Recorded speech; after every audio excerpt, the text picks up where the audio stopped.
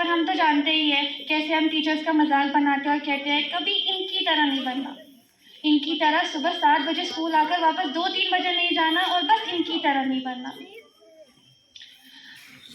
I remember 5th class की बात है। स्कूल का एक नॉर्मल सा दिन था और एक नॉर्मल से दिन की तरह ही मेरे पास की क्लास की फ्रेंड्स मेरे क्लास में आती थी लंच करने मेरे साथ। लेकिन उस दिन डिफरेंट क्या था कि वो मेरे क्लास में आई तो सही, पर वो मेरे साथ नहीं बैठी। वो कुछ और लोगों से बातें करने लगी, कहने लगी ये ना पक्का बड़े होके टीचर ही बनेगी, उनकी तरह बातें करती है, ज्ञान बांटती रहती है और टीचर्स की तो कितनी दुलारी है, ये ना पक्का बड़े होके टीचर बनेगी। ये सुनकर मुझे बहुत गुस्सा आया। मुझे लगा ऐसा कैसे बोल सकती हैं, और मैं जवाब देने भी वाली थी, लेकिन मैंने रियलाइज़ किया कि बाकी सारे लोग भी उसकी बात से एग्री कर रहे हैं और मेरे पे हंस रहे हैं और कह रहे हैं हाँ हाँ ये तो ऐसी ही है।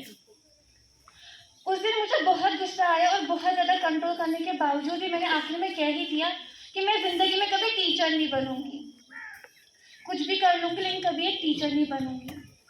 चाहे तो कोई छोटा सा जॉब कर लूँगी लेकिन कभी एक टीचर नहीं बनूंगी। कितनी आसानी से बिना सोचे समझे बोल दिया ना कि टीचर्स तो फेलियर्स होते हैं। जब इंसान की ज़िंदगी में सारे रास्ते बंद हो जाते हैं तब जाके एक इंसान टीचर बनता है। ऐसा ही तो लगता है ना हम सबको, मुझे भी लगता था। बहुत साल बाद मेरी सिस्टर एनजीओ में वॉलंटियरिंग करती है, मतलब बच्चों को पढ़ाती है। मेरा कभी उसके साथ जाने का मन नहीं किया, हालांकि बड़ा इंटरेस्टिंग लगता था कि सोसाइटी की हेल्प कर रही है। एक दिन वो मेरे पास आई और उसने मुझसे पूछा, सिस्टर क्या तुम सिर्फ एक दिन के लिए मेरे बदले वहाँ चली जाओगी? मुझे ना एक दिन की ज़रूरी लीव चाहिए। मैंने सोचा कोई नहीं, एक ही दिन की तो बात है और बच्चे ही तो मैं संभाल लूँगी। लेकिन फिर जब मैं वहाँ पहुँची और मैंने उन बच्चों को देखा, सबके सब इतने शरारती है, मतलब सबके सब। मुझे कुछ समझ ही नहीं आ रहा था मैं किससे क्या, किनको क्या सिखाऊं, उनसे कैसे बात करूं। जैसे जैसे मैंने उन्हें इकट्ठा किया और मैंने उन्हें बोला चलो आज मुझे सब पोएम सुनाएंगे। पोएम? अरे कविता। कविता वो क्या होता है? हमें टीचर सिखाती है, आप सिखाओ। तो मैंने बोला अच्छा कौन सी पोएम सीखेंगे हम? जॉनी जॉनी नहीं, हम सीखेंगे twinkle. Okay. Twinkle twinkle little star, how I wonder what you are. ये एक सेंटेंस खत्म करके ही जब मैंने उनकी तरफ देखा तो ऐसा लग रहा था मैं गुजराती में बात कर रही हूँ। उनको कुछ समझ नहीं आ रहा था, they were not used to English. तो मैंने बोला अच्छा चमको चमको नन्हे तारे आसमान में बड़े निराले। एक आसमान में 2 तारे नहीं, बहुत सारे तारे। मैंने on the moment twinkle twinkle का हिंदी वर्जन तो बना दिया, लेकिन बोलते वक्त मुझे खुद हंसी आ रही थी। लेकिन फिर जब मैंने बच्चों की तरफ देखा तो उन्हें मेरे पीछे रिपीट करना स्टार्ट कर दिया था कि चमको चमको नन्हे तारे आसमान में बड़े निराले। उस दिन ये पॉइंट उन बच्चों और मेरे बीच एक कनेक्शन सा बन गई। ऐसा लगा मैं बार बार यहाँ आना चाहती हूँ, बार बार ये उनके साथ मजा करना चाहती हूँ। लेकिन फिर अगेन स्कूल, स्टडीज, पढ़ाई, ट्यूशन, फ्रेंड्स, सेलिब्रेशन के साथ मैं इतना बिजी हो गई कि कभी वहाँ जाने का मौका ही नहीं मिला। और अक्सर यही होता है ना इंसान के साथ, जो चीज़ें हमें, जिन चीज़ों से हमें मोहब्बत होती है या जो चीज़ें हमें खुशी देती है, हम अक्सर उनके लिए टाइम निकालना भूल ही जाते हैं। लेकिन मैंने निकाला। कुछ 8-9 महीनों के बाद मैंने सोचा चलो आज वापस उधर चलते हैं। सोचा क्या पता एटलीस्ट किसी एक बच्चे को मैं याद हूँ, कोई एक मुझे पहचान ले और वापस से कितना मज़ा आएगा। तो जब मैं उधर गई और उन सारे बच्चों ने मेरा चेहरा देखा तो वो सारे गाने लगे चमको चमको नन्हे तारे आसमान में बड़े निराले। उस दिन मैंने रियलाइज किया कि सिखाने वालों की हमारी ज़िंदगी में कितनी अहमियत होती है। बच्चे पे इम्प्रेशन छोड़ जाते हैं टीचर्स।